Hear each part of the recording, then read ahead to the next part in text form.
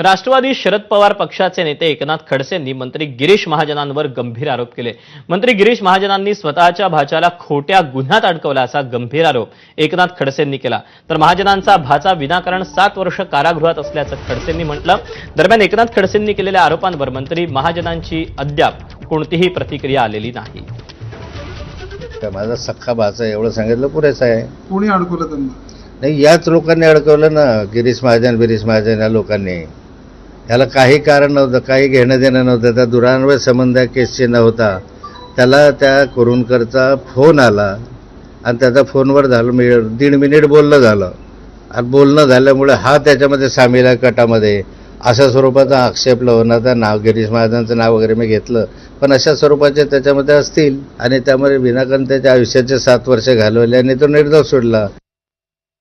तिथे वैष्णवीचा हुंडाबळी घेणाऱ्या आणि पैशांसाठी हपापलेल्या हगवणेंचा आणखी एक कारनामा समोर आला।